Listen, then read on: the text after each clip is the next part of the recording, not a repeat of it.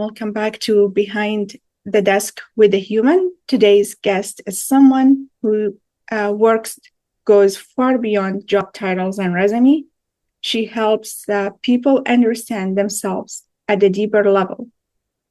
I'm honored to welcome Jill Fagan, a certified leadership coach, emotional intelligence expert, career strategist, recruiter, speaker, and international author. Jill brings together over 2 decades of recruiting experience with high-level certifications in leadership, coaching, and EQI 2.0 emotional intelligence assessments. She has supported leaders, CEOs, teams, and job seekers through major transitions, all while grounding her work in 3 core values: curiosity, service, and connection. Her journey spans teaching English in temples and laws, meditation in Bhutan, time in Spanish ministry, and years of coaching leaders across the world. She's someone who not only works with the mind, she works with the whole person. Jill, welcome to the show. Oh, well, thank you. It's nice to be here, and thanks for having me.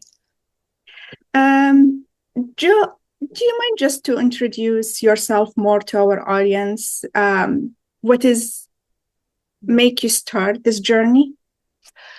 It seems like sometimes we look at journeys more recent, but when I go back to even my university days, I remember taking religious studies as electives, partly because everyone told me it was a bird course, but I was really fascinated by people's beliefs and motivations, and then it was sort of peppered throughout my life. And it wasn't until I turned 50, I wanted to travel.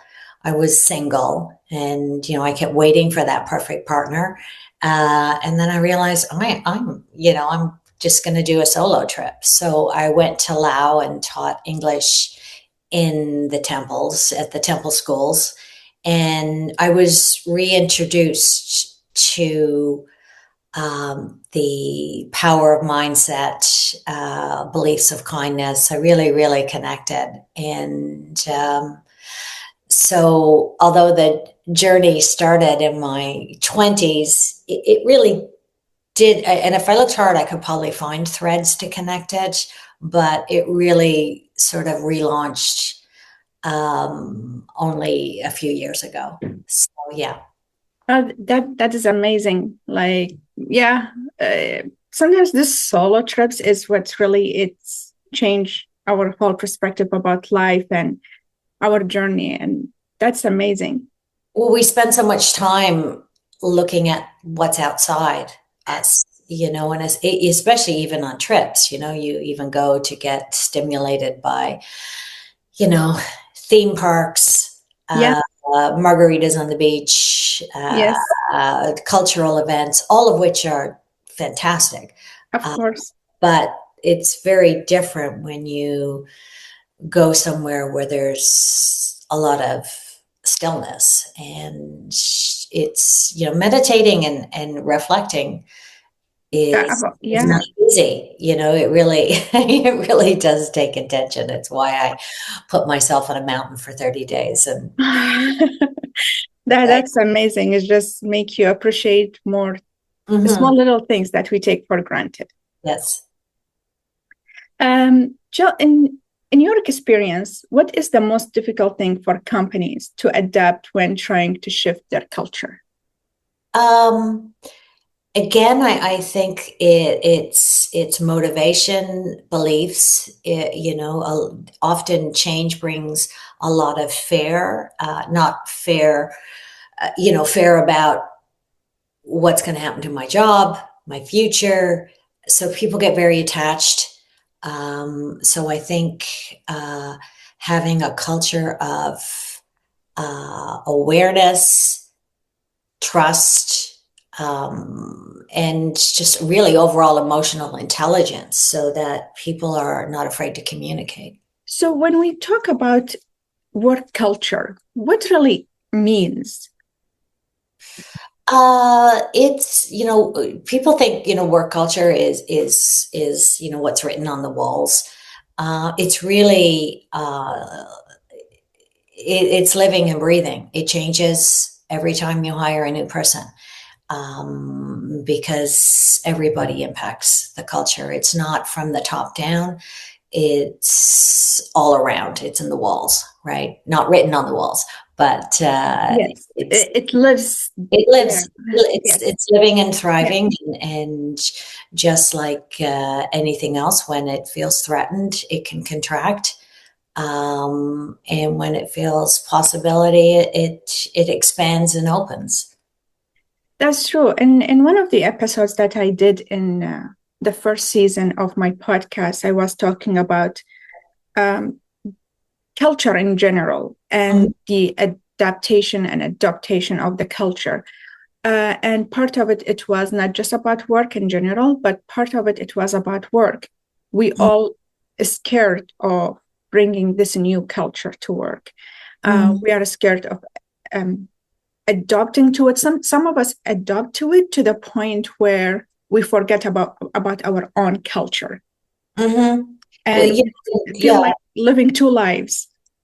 Well, yeah, and you want to, there's the saying, "Bring your whole self to work," right? If you have to be someone uh, different at work than you are at home, that's very stressful. But when people talk about burnout, stress, there can be good stress. Stress is excitement. Stress is, it's when there's no release. And burnout often comes if you're going in and spending, 8 or 9 hours a day pretending to either believe in something you don't believe, or not being able to show up like you wish, or just not being aligned with the Yeah, values that you live outside the office.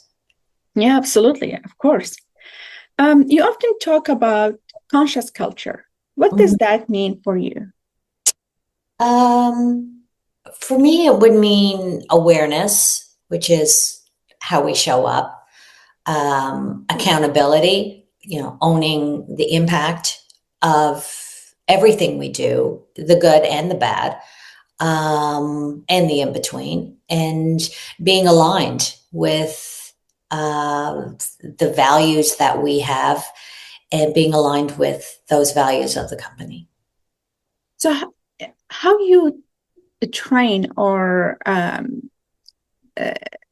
yeah, basically train managers and CEOs when there is an employee who doesn't have this conscious culture, who's always, it wasn't my fault, this person did it, always pointing fingers, always they are the victims, always I'm going through a lot of things. As you said earlier, we need to bring our whole into work. I'm going through things at home, I cannot function Mm-hmm. at work. Other people is like, I'm at work, nothing personal should be coming to work. And they feel that everything shifted from this employee to them. How managers should be dealing with this? Again, it is the awareness piece. The best way a manager can train, sorry, or coach an employee is by modeling their own behavior. There are a lot of it's kind of like, well, I don't want to compare it to parenting, like a manager is your parent, but you know Sometimes it is. sometimes it can be, but it's if you're uh, modeling a behavior that is one of awareness, again, awareness, alignment, and impact. If you have, that you have to sort of almost show that before you can start coaching it, because otherwise there's a disconnect in what the manager is telling you, is sort of a successful way to interact or react, and they're not doing it themselves, right? Right. A lot of places have great training programs. A lot of places have none, and usually the training that any employee gets is the one-on-one impact of their manager. That's true. Yeah, that's a good point. you know so there's lots of different courses. I always say work on the inner self, your EQ, your awareness. There's lots of online free courses. I mean, you can get access to so much. There is the EQ 2.1, but the biggest thing again is for companies, start at the top, get an emotionally intelligent leader, and Mm. have it everywhere in your company. Really support some EQ training. So anyone can take this test online? No, well, not this test. Is you have to go through an assessment, but I see. other than that, I mean, that is one that that you can hire someone. Like, I'll have clients who, when I start coaching, a lot of times especially when it's leadership coaching, they start with an EQ test, or the EQ assessment. But if you don't have the funds or want to pay, there is just so much on the internet that you can find information on how to develop your EQ. One of the best ways is mindfulness, is Hmm. meditation. It's when we from a neuroplasticity point of view, um, your thinking center, which is kind of your front cortex. Right. When if you've ever heard reptilian brain, and that's sort of the flight, Yes. fight, freeze. So when something happens, that gets activated, and your Yes. whole thinking goes offline. And when you calm your nervous system down, for example, even just slightly massaging kind of around your collarbone, just like you do with babies when they cry, that calms our nervous system down. It puts our thinking center back online, and you're able to think with more awareness. Interesting. Mm-hmm. I remember, even when, um, just after I had done my trip to Laos and started practicing mindfulness, I was going through a lot of stressful stuff in my life, renovations and relationship stuff. And um, a woman came into one of the companies that I was working with and recommended EQ training. Now, the company didn't buy into it. A lot of companies don't, buy Hmm. into developing, but I was very interested. So I did my own. And, flash forward, 4 years later, when I wanted to learn how to give this assessment to my clients, part of the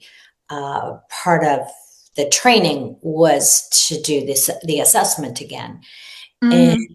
my assessment um, had gone up consistently in a number of points, after. So, and that I firmly believe that was because of all the because I had started this sort of meditation training and more mindfulness exercises, that it really expanded my EQ, my awareness, because the foundation for EQ is awareness. That's interesting. So it's like it's not a set of It's not like an IQ. It's not it, like this is your yeah. IQ and you can't change it. Your EQ can definitely, um, definitely be improved. That's great. Uh, Definitely, I'm gonna be doing this. I would love to see my EQ. Okay. Well, the report's actually really great, because even if you don't do coaching, it does give you a pretty comprehensive path on how to improve certain things. And it's not, I've had leaders who've had low scores or lower scores, but their impact for derailment was very low. I've Hmm. had people with high scores and their impact for derailment was actually high because it's about balancing it. So if you're a very even I have to watch sometimes because I'm over indexed in emotional awareness, right? So I'm very, very aware, but it also impacts my problem solving. Now, that's not to Oh, say I'm yeah. not a good problem solver. It's about how your emotions affect your problem solving, right? That's a good point. Right. So if you have a leader who's over indexed in Hmm. assertiveness and less indexed in, say, social impact, right? It's too big to go into right now, but it really, just check it out online. But it really is fascinating, and it is the most tested and the most accurate test for EQ. So it's also about balance, not just how high are you. And it's, yeah, wow, that's bring lots of points. Because a That's lot of people look fascinating. to what they're good at, right? And sometimes you can have sometimes you have leaders who are overly compassionate. And it's not about making you less so, it's about improving the competency that balances. Yes, just like in our daily life, people who are people pleasers, they Mhm. get overwhelmed with their own emotions. They are try to please everyone around them, but then they forget about themselves. And And yeah, and so again, that's often the cause when people talk about burnout. yeah, It's I know people who are not extremely busy that feel burned out all the time. And I know people who are very, very engaged, seem to be always working and are never burned out. They just keep going. And it's about the self regulation piece. yeah, absolutely. This is something never act for myself, never thought of it. It happens on a daily basis. You see it, you feel it, you experience it with yourself, with others, but you never actually put terms to it. And I never know there's a test for it. Mm-hmm. Um, Interesting. Joe, when you talk into an organization, what is the first sign that the culture is aligned or completely misaligned? Trust is a Hmm. big. You can almost feel it when you walk into a space. You Hmm. can see and again, the awareness. Often, there's been a lot of work done in somatic coaching, and it's really about you. Often, you feel it before you even think it. You can feel a tension in your body. Hmm. You can, it's similar to what I mentioned earlier. If I'm doing a presentation or I feel nervous, or certain people, if you think about it, you have a pattern. Some Hmm. people grip their hands, right? Some people feel Yeah. it in their throat, in their stomach, and that's just human, right? And that Right. is about aligning everything, right? I've gone a little off your question there, but No, it's all related. yeah, yeah. So if how people speak about each other, if they speak in a we versus an I, you know Ah, we do this, we do that. It's a very inclusive culture. um, and again, it will come from uh, the person who greets you at the door. you can tell the culture from the person who first greets you to sitting across from the president or whoever the senior person you're meeting with. You can sense their culture. Wow. Yeah, absolutely. What is one misconception companies have when they think culture change means adding more perks or benefits, or for them, when culture change, that we have to hire diversity over skills? That's a big question, but I do think a lot of I do a lot of work with advertising agencies, and they're famous for their great culture, which usually means beer carts on Thursdays or Fridays, Hmm. and that these are all wonderful things. If you drink, a lot of people don't drink these days, but it's a bit madmanish, right? But that's if you're using that to cover up a systemic problem, it's not really going to fix very much, right? Uh, Yeah. having having a diverse workplace is always beneficial because you do get a lot of points of view, as long as those points of view are able to be shared. And like, again, that's the psychological safety, that's the awareness, the impact piece. That's where if you hire someone because you're ticking a diversity box, but you want them to behave like everyone else and don't give them any Hmm. space to express themselves, it's not going to do anything for your culture. If anything, it'll just create strain. That's a good point, because I won't say all, but most of us that have this wrong idea about, if I hire more diverse culture in my workplace, I will look like open-minded or uh, respectful, but then not opening the space for them to participate, not opening the space for them to bring their diversity, not just with the look, with the dress, with everything, but also with their experience in mind, then what is the point?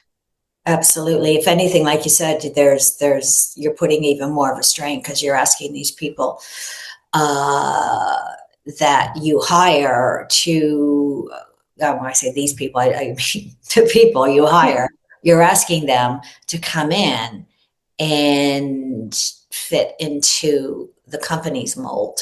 And again, that can often cause stress on them Yes. not being able to express themselves. Yeah, absolutely. Um, Back to the EQ.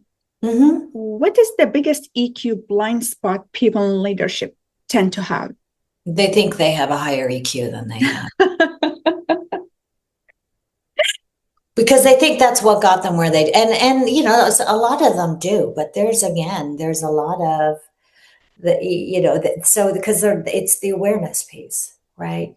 They're Yeah, uh, that is that is so true. We all think that our brain is the best. We emotionally and intelligently we are the best, but higher than anyone else.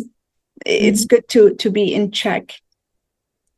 Yeah, it absolutely. And it's fascinating. And again, the good news is it's you can increase your EQ. You can develop it, you can evolve it. And that is the beautiful part about it.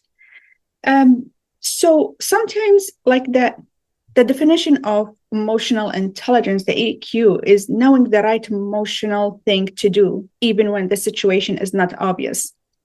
While the intelligent, um, emotional intelligent, is to do the right thing at the right moments. So, what is the difference between the both?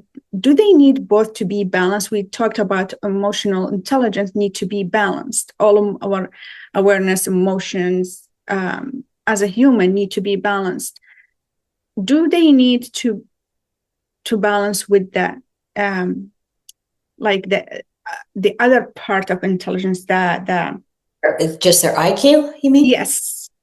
I haven't done a lot of work in IQ, but IQ is fixed, right? You know, that's sort of, you get your number, that's your IQ. And, I think, especially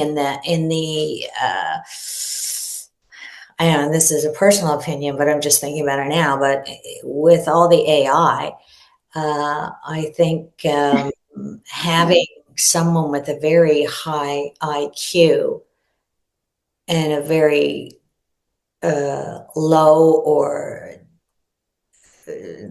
unaligned EQ could be very dangerous, right? Oh, I mean, wow, you yeah. look at south of the border if you want to see uh, what the impact of that Yeah, sort of impulse control. Um, yeah, you yeah, see what EQ, right? That's the EQ, and not being. I don't want to be political, but uh, I have a lot of. I think a lot of the credibility that comes with our leadership currently yeah, is because there seems to be it seems very grounded, right? It can even be, when I do a lot of interviews with people, I always, start with the body, put your feet mm, on the ground, get grounded, manage your breathing, how you speak, the pace in which you speak. If you look at, anyone, look at, like, and again, I don't mean to get political. It's all I guess I see these days. mm, But when you see like an Obama speaking, or look at some of the famous speeches, Martin Luther King. There's a pace, there's a uh, there's space between the words, and then you look at some of these autocrats out there, and the yes. fervent speaking. It's very disconnected, and it does, just look at the different impacts it has on how it makes you feel when you listen to something. It's like listening to a symphony versus listening to a punk rock band, and I like both, but just Each one has look at its the own place. impact. Look at the impact it has on your nervous system, and Yes. imagine that you are speaking, and what the sort of detached, fast, no room for people to question, versus something very calm. So it's not about how loud you are, it's about how firm your voice is with other people. I remember when back home when start teaching, someone told me, um, when we approach kids like troubled kids and you want to tell them you need to stop, you don't scream at them because that is the last thing. If you're going to keep screaming, it will has no effect anymore. So Mhm. we start by saying it's like, okay, you need to calm down, you need to stop, try first to be calm and firm and eye contact. If they didn't, then you raise the voice a little bit. After that, that is when you show that you got your limits. And Mhm. that is when, after that, it needs to take to a second level. Mhm. Absolutely. When I always, one of the most impressive behaviors, that when I was interviewing someone for a role, and it was a young woman, and she was sort of it was an entry level role, and we started chatting. She sort of lost her way a little bit in her answers. She was nervous, and she stopped and said, um, I'm a little nervous right now. Can I just take a minute? Can I just take a moment? And I was like, it blew me away. She, Mhm. that's the self-regulation. She stopped. She took a couple of breaths. She sort of brought her head back, her mind back into her body because she was like probably, going off in a million places. And she came back, and then we, like we're talking a pause, just a, 15 seconds, right? And it Mhm. was able to,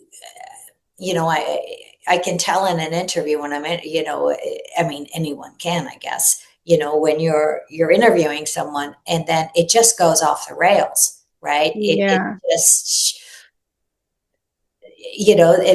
and it's usually because people don't like presenting, they don't like talking about themselves, all of those human that's reasons. true.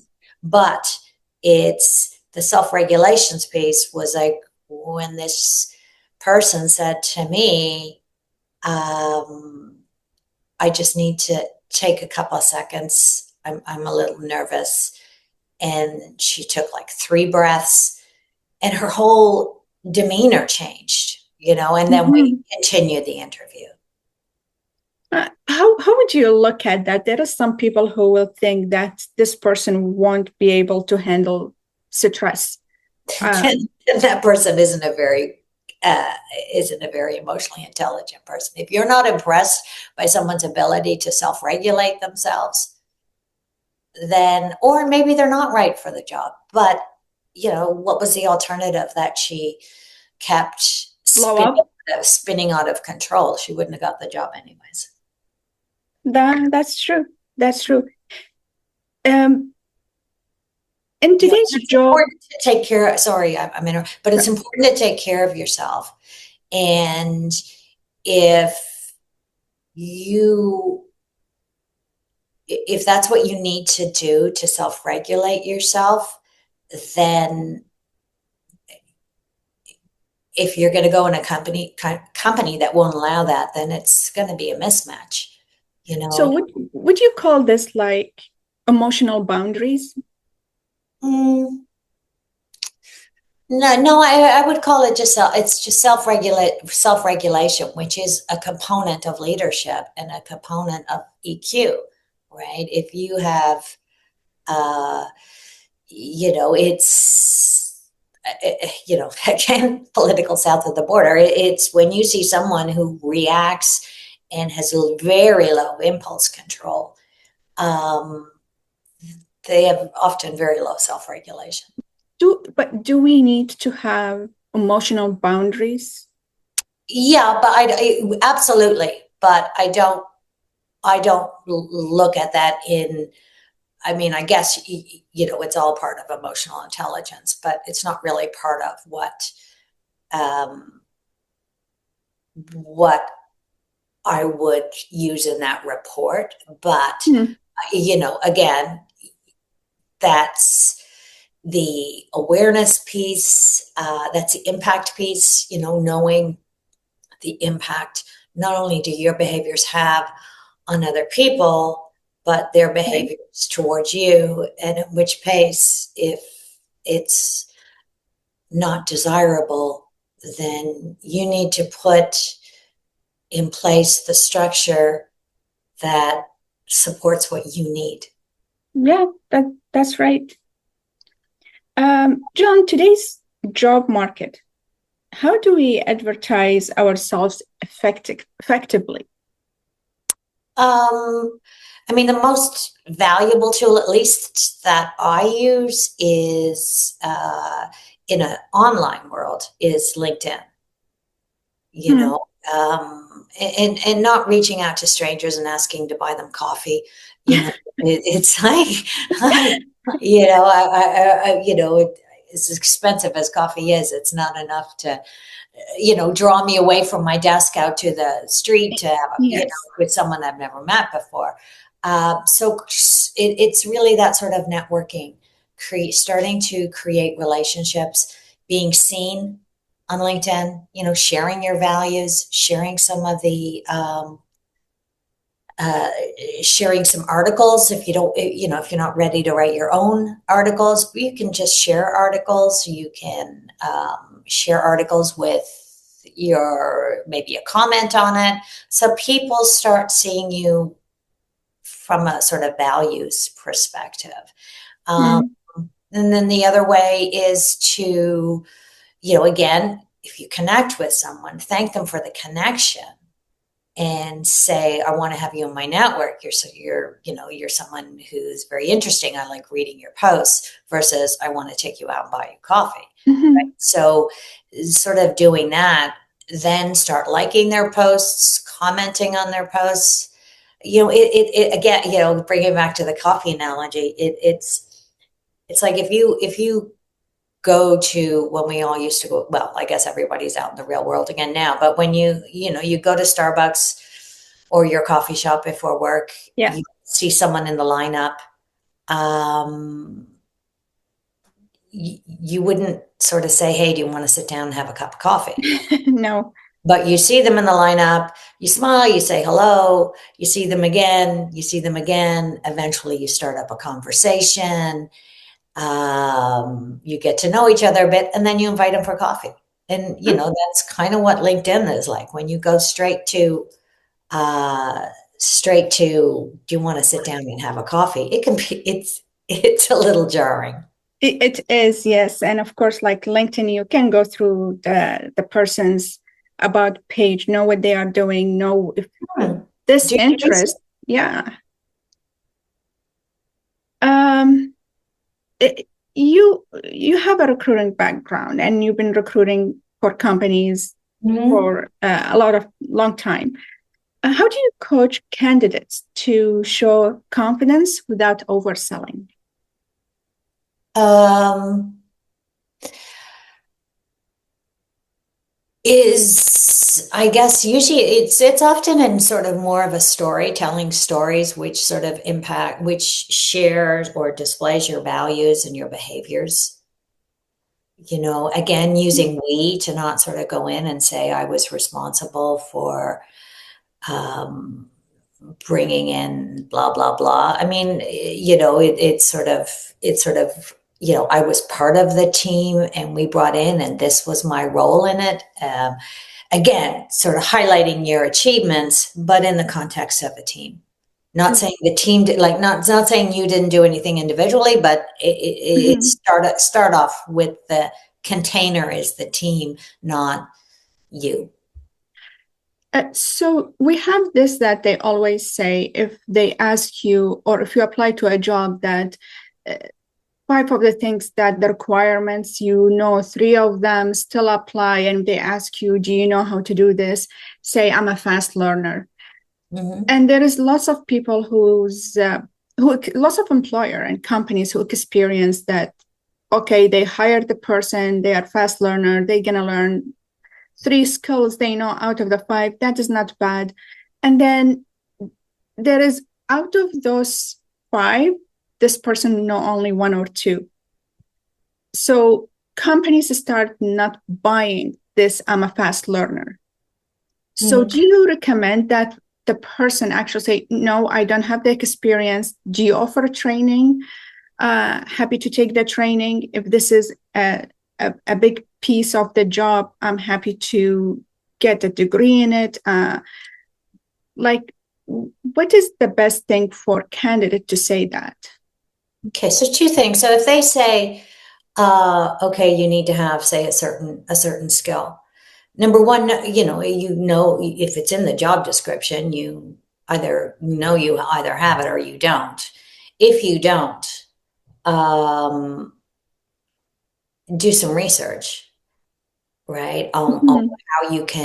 how you can do it, right? Um, and when you're answering that question, you say I'm a fast learner, but then you give an example. When I was hired at company ABC, we had to do SQL programs, which I didn't know how to do. I took this course, and within a certain amount of time, I became the team lead of SQL programs.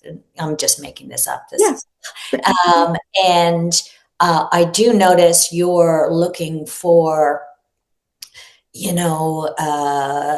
XYZ program. I do not have it, but I've looked into some online training courses. I see that it's offered. There's a 6 week program offered that will give me whatever the skills that I need. And so that you've actually demonstrated that you're a Right. fast learner. You go out, this is an example of my fast learning. I'm a problem solver because I realize this is a gap that I have. I've done the research, I've figured out how to do it, and I've either already signed up. If it's a free course, sign up, or I'm willing to take this course, as soon as it's next offered. Oh, that is a good advice. That's really good advice. Yeah. I hope everyone listening there take notes. Which is harder, coaching a brand new employee or coaching a CEO who's been doing this job for 20 years? Oh, for coaching them, you know what? It doesn't matter about the. It really matters about their openness to coaching. If you're not coachable, Hmm. right? I mean, I know Hmm.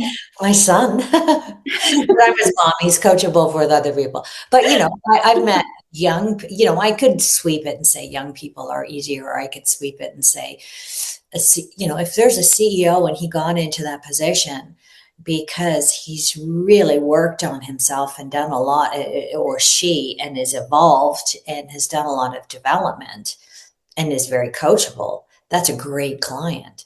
If he Hmm. got there through a certain way of being and it's very fixed and he's unwilling, or she's unwilling, or they're unwilling, then that's a nightmare. Or it's not, it's a challenge. You really have to break it down. And the same thing with someone younger. If they if if they're open to the coaching and willing to spend the time and the effort. I mean, a coach only coaches, you coach the person, not the problem, right? Oh, It's that's a vague wow. saying, Okay. right? And if you're not willing to put the time in, Hmm. because a coach will never guarantee an outcome. You're responsible for the outcome, right? So if you don't have the time or the resources, as far as time, etc., then So, it's not going to work. So it depends on the mindset. If you have a coach, if you have a coaching mindset, no matter what age you are, you will be way more successful than someone who so is. you're basically a therapist because there is lots of people who goes to therapy Mhm. just because they've been told they need to. And there is not much of improvement, and they blame it on the therapist. They didn't do a good job. But those who go willing, they want the result. They want the change to happen. They want the improvement. Mhm. You can only give 50, and the Uh, other 50 it's from the other person, from the other side. Well, I'm a Gestalt coach, and it was my Gestalt therapist who recommended me to do this coaching. She said, "Oh, you should do the Gestalt coaching." And one of my coaches once said to me, a very famous saying. She said, "Your mind is a very dangerous neighborhood, and you should never go in there alone." Right. So, so I'm a big believer of therapy. um, was there a moment or like a story where you watched a leader completely transform through coaching? Mm, let me see. Um, it's funny way because when we define leader, I see everyone I coach is a leader. Um, But I'll give you my own story, which is one of my favorite stories. So I went to Nepal in 2018 and did a 30-day silent meditation.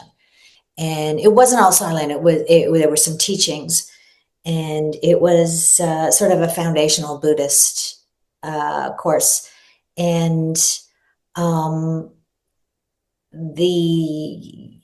after sort of towards the end of excuse me, towards the end of the 30 days, probably around the 25th day, they asked if we wanted to take refuge. I did. And really shows the leadership that, and I don't know if this answers your question, but I think it's a really powerful story about compassion and kindness.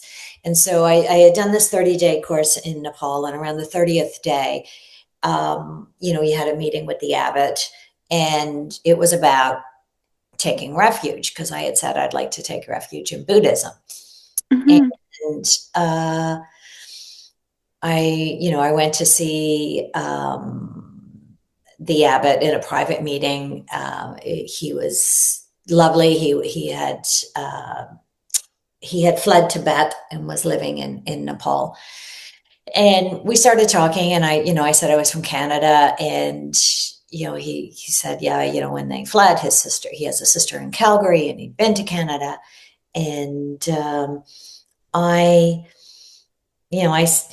said, my biggest concern is, it's okay to sort of, you take the precepts of not having alcohol, not smoking, not lying, not cheating on your wife or whatever. But I said, it's great being up here in the mountains, where there is no alcohol or bars or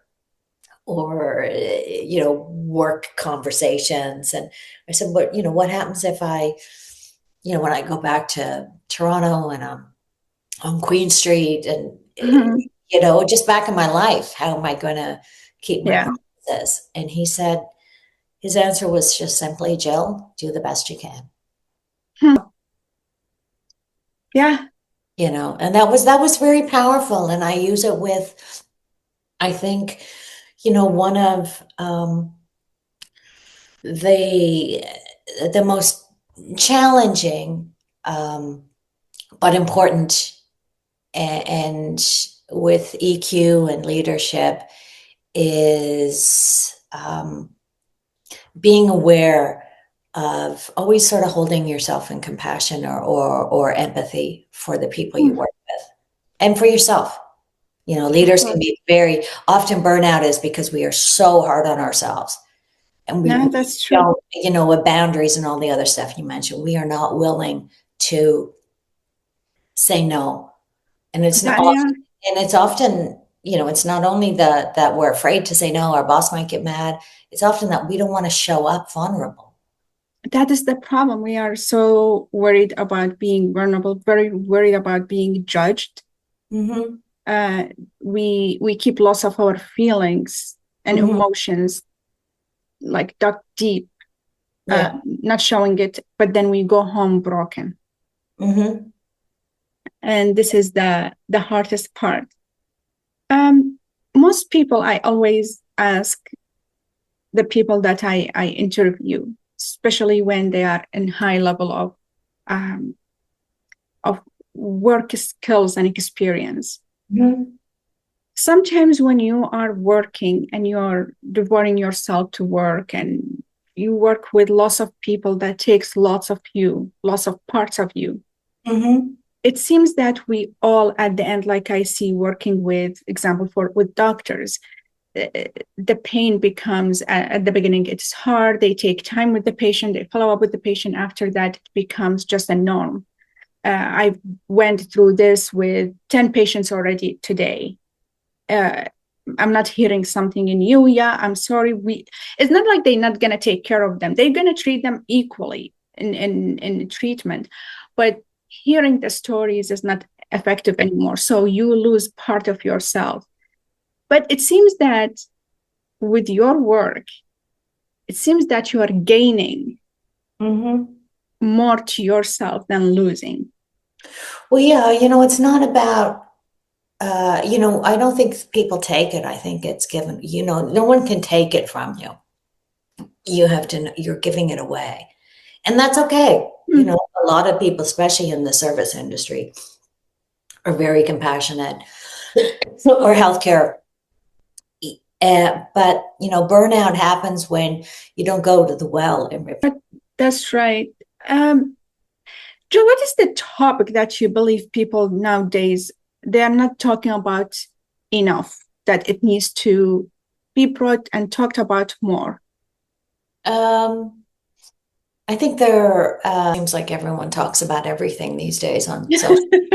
Everyone has an opinion about something. Yeah, you've got people who are oversharing all the time, and then you've got people who say nothing. Let's say mostly I think the real, I think the real fear about being vulnerable. I think the future. I mean, a lot of people are saying,